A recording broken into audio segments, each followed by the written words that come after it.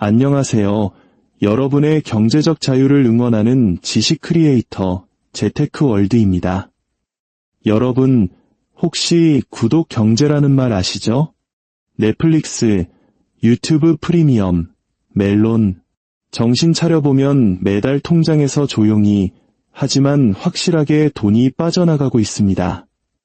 내가 원해서 구독한 거니까 괜찮다고요. 그런데 만약 이 구독이 내 의지와 상관없이 생존을 위해 강제로 가입해야 하는 서비스라면 어떨까요? 심지어 해지도 불가능하다면요. 오늘 이야기는 바로 인류 역사상 가장 잔혹하고 거대했던 생존 구독 서비스, 데인겔드에 대한 이야기입니다. 오늘 이 이야기를 끝까지 들으시면 1000년 전 바이킹이 만든 이 비즈니스 모델이 21세기 우리의 지갑을 어떻게 여전히 위협하고 있는지 그 소름돋는 연결고리를 발견하게 되실 겁니다. 부의 시스템을 꿰뚫어보는 지혜, 세상이 당신에게 알려주지 않는 돈의 비밀을 얻고 싶다면 지금 바로 구독 버튼 누르세요. 여러분의 구독이 곧 경제적 통찰력을 얻는 첫걸음이 될 겁니다. 자, 그럼 시간 여행을 떠나볼까요? 때는 서기 991년 잉글랜드의 한적한 시골 마을이 불타고 있습니다. 하늘은 검은 연기로 뒤덮였고 바다 저편에서는 악마의 뿔처럼 생긴 뱃머리를 한 바이킹의 롱십들이 끝도 없이 밀려오고 있었습니다. 이건 그냥 동네 좀도둑 수준의 약탈이 아니었어요. 이건 국가를 상대로 한 체계적이고 무자비한 공격이었습니다. 몰돈 전투에서 잉글랜드 군대는 이 북쪽에서 온 야만인들에게 처참하게 패배합니다. 그런데 바이킹들은 단순히 마을을 약탈하고 보물을 챙기는 데서 그치지 않았어요. 그들은 돌아가는 대가를 요구했습니다. 평화를 원하나? 그럼 돈을 내놔. 당시 잉글랜드의 왕, 에설레드 2세는 나중에 준비 안 된 왕이라는 별명으로 역사에 기록된 인물입니다. 그는 이 무시무시한 바이킹들에게 은 1만 파운드를 지불하기로 합의합니다. 당시로서는 정말 천문학적인 액수였죠. 이것이 바로 데인족의 돈, 즉 데인겔드의 시작이었습니다. 그리고 이건 일회성 뇌물이 아니었어요. 이 사건을 계기로 데인겔드는 하나의 제도가 되어버립니다. 언뜻 보면 이건 그냥 비겁한 행동처럼 보입니다. 왜 침략자들과 싸우지 않고 돈을 주는 걸까요? 하지만 그 속에는 지극히 냉정한 금융 논리가 숨어 있었습니다. 군대를 키우는 건 돈이 엄청나게 많이 듭니다. 전쟁은 국고를 탕진시키고 나라를 불안정하게 만들죠. 당장 은하를 한 무더기 내주는 것이 비록 속은 쓰리지만 나라 전체가 파괴되는 것보다는 싸고 빠른 해결책이었던 겁니다. 일종의 원시적인 비용 편익 분석이었죠. 오늘 바이킹에게 돈을 주면 내일의 파괴를 막을 수 있다. 하지만 여러분, 이런 식의 해결책에는 치명적인 문제가 있습니다. 한번 돈을 주기 시작하면 그 요구는 절대 끝나지 않는다는 겁니다.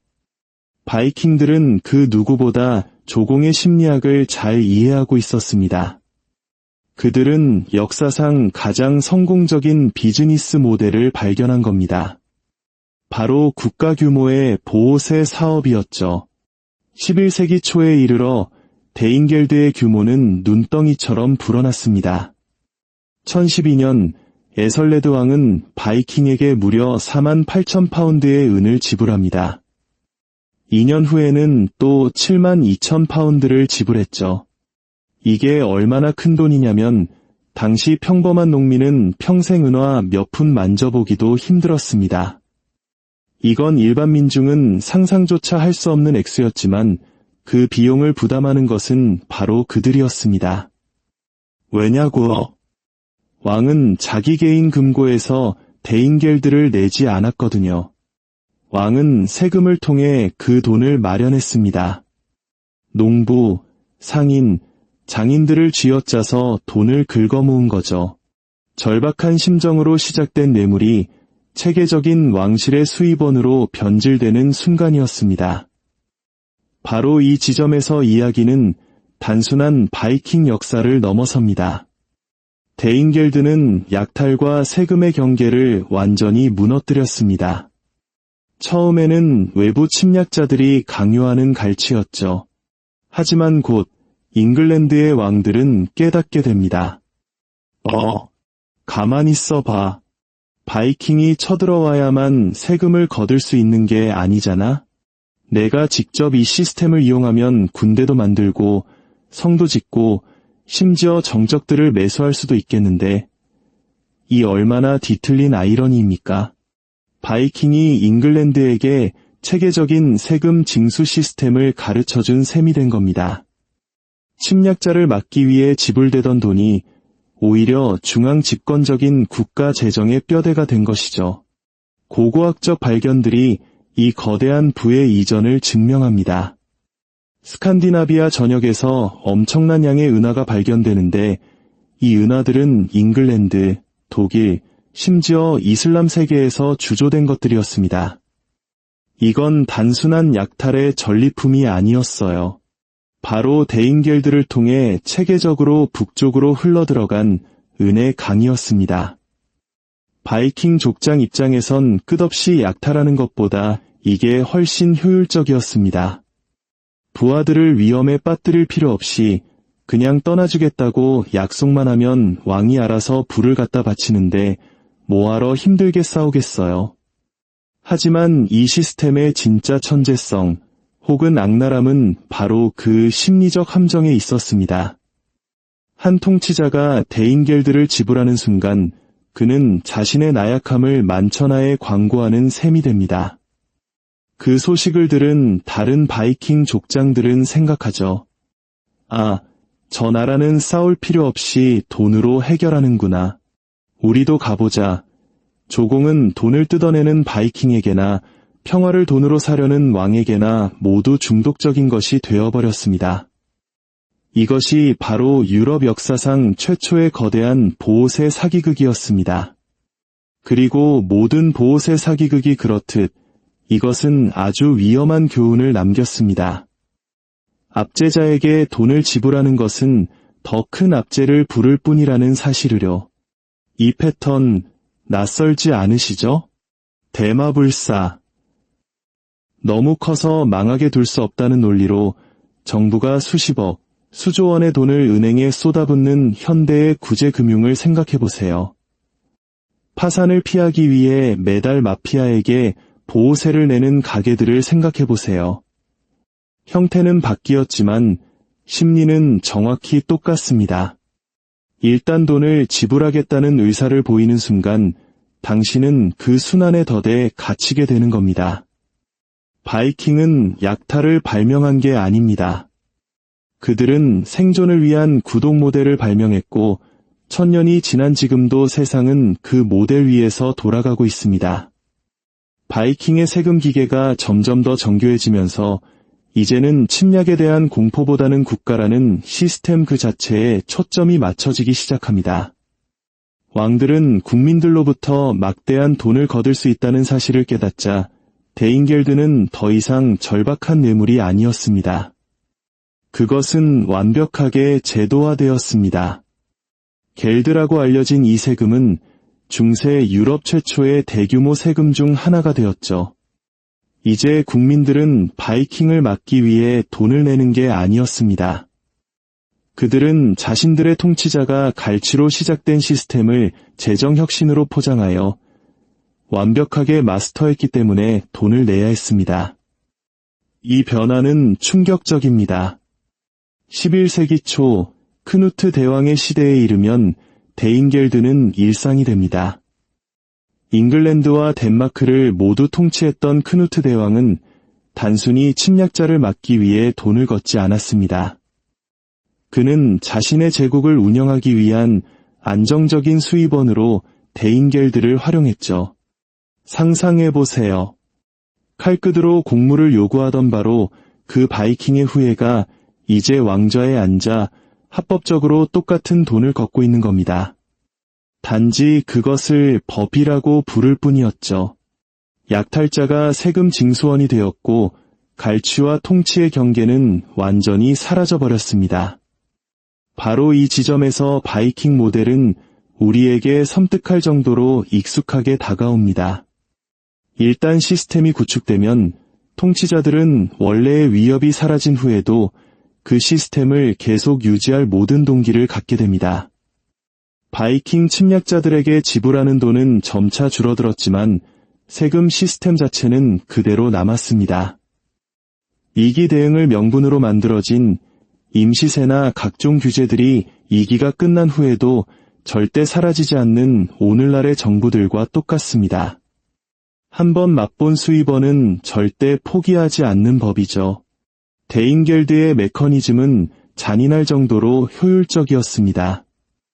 은은 사회의 밑바닥, 즉 하루하루 생계를 걱정하는 농민과 상인들로부터 이로 흘러올라가 왕과 군벌들의 금고를 채웠습니다. 평범한 마을 사람들은 자신들의 피땀 어린 노동이 은화 몇 잎으로 바뀌고 그마저도 왕실 세금이라는 명목으로 빼앗겨 대인겔드 상자에 채워지는 것을 지켜봐야 했습니다. 그리고 그 상자는 스칸디나비아로 보내지거나 용병들의 급여로 지급되었죠. 사실상 대인겔드는 왕국 전체를 거대한 부의 펌프로 만들어버린 겁니다. 사회 기반의 자원을 빨아들여 최상층에 있는 자들에게 공급하는 펌프 말입니다. 경제학자들이 역진세라는 용어를 발명하기 훨씬 이전에 나타난 완벽한 역진세였습니다.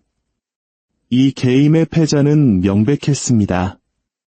평범한 잉글랜드 시민들은 자신들의 왕이 나약한 대가를 치러야 했습니다. 그들은 약탈과 세금이라는 이중고를 짊어져야 했죠. 승자 또한 명확했습니다. 바이킹 족장들은 유럽 전역에서 긁어모은 은으로 부유해졌습니다. 스칸디나비아 사회는 단순히 약탈 때문이 아니라 이 안정적인 조공의 유입 덕분에 번성했습니다. 그리고 이 시스템에 협력한 왕들 역시 중앙 집권적 재정 시스템을 장악함으로써 자신의 권력을 강화하는 이득을 보았죠. 놀라운 것은 이 논리가 현대까지 어떻게 살아남았느냐는 것입니다. 2008년 리먼 브라더스 사태로 전 세계 금융 시스템이 붕괴 직전에 놓였을 때 각국 정부는 무너지는 은행들을 구하기 위해 달려갔습니다. 그리고 전 세계의 납세자들은 대마불사라는 딱지가 붙은 기관들의 부실을 처리하는 비용을 떠맡게 되었죠. 그 명분은 에설레드 왕의 논리와 소름 돋게 유사했습니다. 파괴가 계속되도록 내버려두는 것보다 돈을 지불하는 것이 더 싸다는 논리 말입니다. 잉글랜드가 바이킹에게 은을 넘겨주었듯이 현대 시민들은 은행에 수조 달러를 넘겨주었습니다. 두 경우 모두 힘없는 평범한 사람들이 비용을 지불했고 힘있는 자들은 보호받았습니다. 심리 또한 변하지 않았습니다. 어떤 대가를 치르더라도 시스템을 보호하기 위해 개입할 것이라는 신호를 보내는 순간 당신은 권력자들에게 그들이 언제든 더 많은 것을 요구하러 돌아올 수 있다는 메시지를 준 셈입니다. 바이킹 약탈자들처럼 은행들은 나약함이 오히려 돈이 된다는 것을 학습합니다. 보호세는 시스템에 내재화됩니다. 단지 이제는 은 상자가 바이킹의 배로 사라지는 대신 납세자의 돈이 기업 보너스, 임원급여, 부풀려진 대차대조표 속으로 빨려 들어갈 뿐입니다. 약탈자들은 은행가로 대체되었지만 비즈니스 모델은 영원합니다. 대인겔드는 우리에게 서늘한 진실을 가르쳐줍니다. 금융 시스템은 공정함을 위해 설계되지 않았습니다. 그것은 종종 사회 밑바닥에 있는 사람들의 희생을 대가로 권력을 쥔 사람들의 안정을 유지하기 위해 설계됩니다. 중세 잉글랜드의 농민들은 것이 경제학을 이해하지 못했을지 모르지만 다른 누군가의 평화를 위해 자신이 완전히 쥐어짜이는 기분이 어떤 것인지는 똑똑히 알고 있었습니다. 오늘날 우리 주변을 둘러보세요. 치솟는 세금, 월급을 갉아먹는 인플레이션, 안정이라는 이름으로 포장된 구제 금융을 보면 여전히 사회를 고갈시키는 똑같은 메커니즘을 볼 수 있습니다.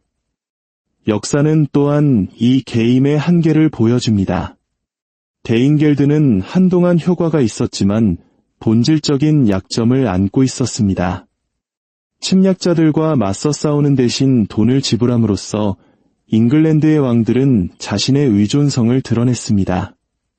이는 왕국을 손쉬운 목표물로 만들었고 국민들의 분노를 샀습니다. 만성적인 세금은 불안을 낳았고 결국 평화를 보장하기로 되어 있던 바로 그 시스템이 왕권의 안정을 해치는 데 일조했습니다.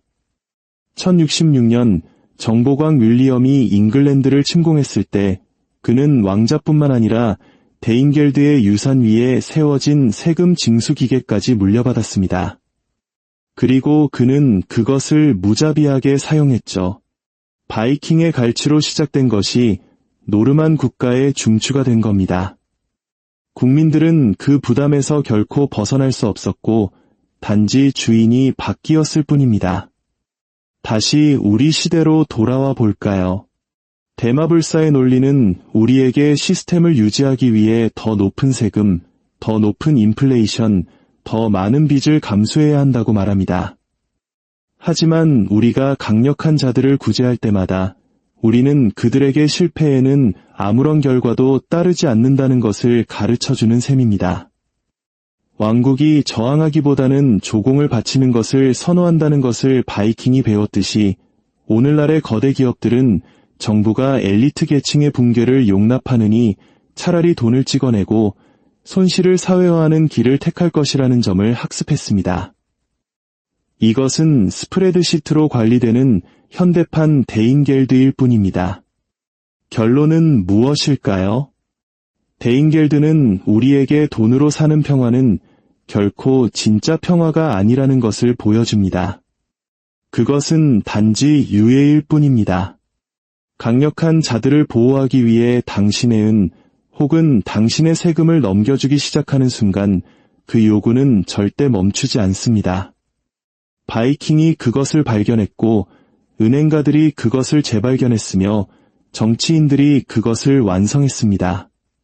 그리고 1012년의 농민이든 2008년의 납세자든 평범한 사람들은 항상 그 청구서를 떠안는 마지막 사람이 됩니다. 진정한 부, 진정한 자유는 당신이 이 시스템을 명확하게 볼 때, 즉 현대적인 형태의 데인겔드를 인식하고 끝없는 지불이 평화의 대가라는 거짓말을 믿기를 거부할 때 비로소 찾아옵니다. 역사는 반복되지 않지만 그 리듬은 무시하기 어렵습니다. 1000년 전 바이킹은 국가 전체가 단 하루를 더 숨쉬기 위해 돈을 내게 만드는 생존 구독 모델을 발명했습니다. 오늘날 우리는 여전히 보호라는 명목 아래 부가 위로 흐르는 순환 속에 갇혀 있습니다. 이름은 바뀌었지만 메커니즘은 변하지 않았습니다.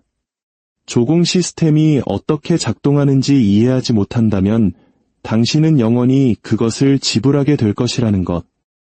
이것이 바로 역사가 우리에게 주는 가장 중요한 금융 교훈입니다.